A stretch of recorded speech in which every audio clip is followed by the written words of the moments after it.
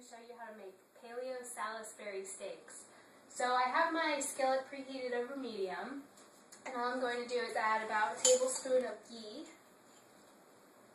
Now I'm making steaks for 2, but hopefully we'll have leftovers, so that I can have one tomorrow for lunch. So about a tablespoon of ghee.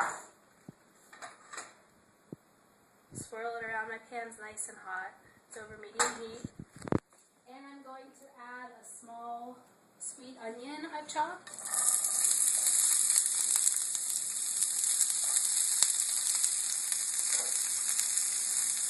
Give that a stir.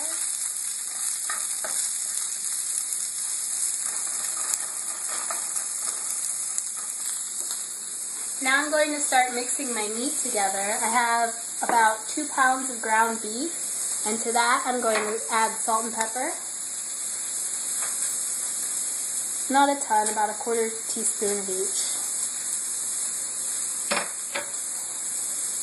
And I have a salt grinder, just a couple grinds of salt. And I have an egg that I've cracked. Mix that up.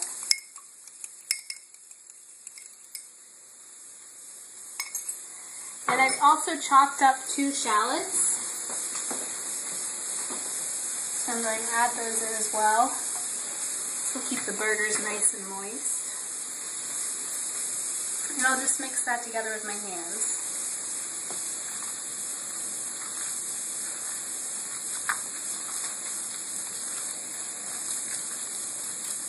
And now that it's nice and mixed together, that's all you really need to do for your meat patties.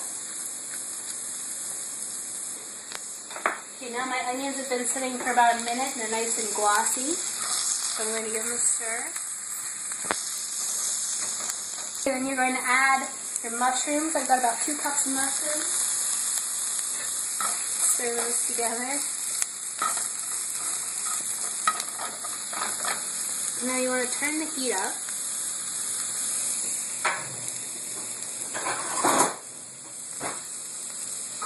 And now I'm going to do the gravy. I'm going to add a cup of beef broth, which I made homemade, and I've frozen. So a cup of beef broth,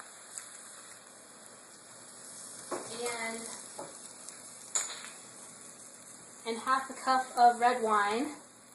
I only have cooking wine right now. Sometimes I have leftover wine, which is extra good, but don't have that now. So half a cup of wine.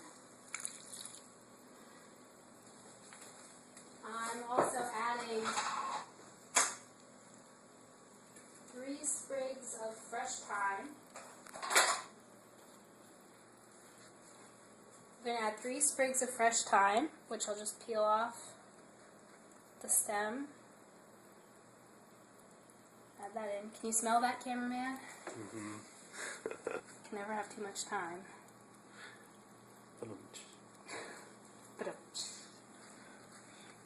And I'm going to add some Dijon mustard, about a tablespoon.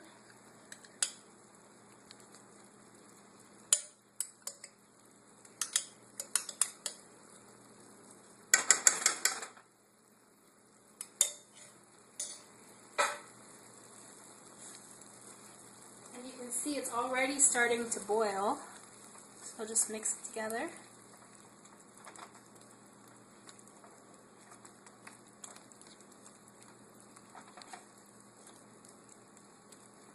I'm going to turn up my heat to about an 8, medium high, just so it boils quickly. And on top of everything, I'm going to add a teaspoon of arrowroot starch, which isn't necessary if you don't have it, but I find that it just helps thicken up the gravy like cornstarch does. You can see this is already boiling after a few seconds. So add it a teaspoon at a time. And go ahead and turn your heat back down to medium-low. Have it on 3.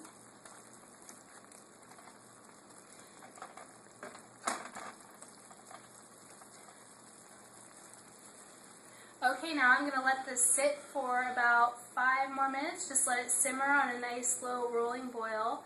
And when I come back, I will make the burgers.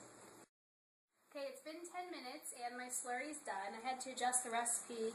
I added 2 more teaspoons of arrowroot like I did last time, and I also drained off about a half cup of the gravy. And now what I've done is turn the heat back up to medium-high.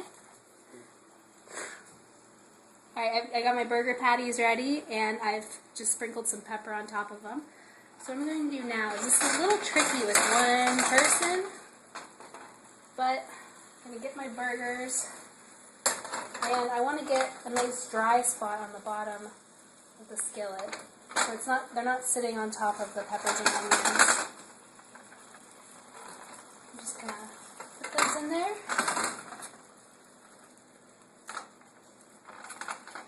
Flatten them down. Okay, and now all these have to do is sit and cook about 5 minutes each side. When you flip them, you're going to want to take the mixture and spoon it over. I'm going to enjoy these over cauliflower rice and steamed spinach, and my boyfriend is going to have it as a burger. So I hope you enjoyed my recipe. Tune in next time.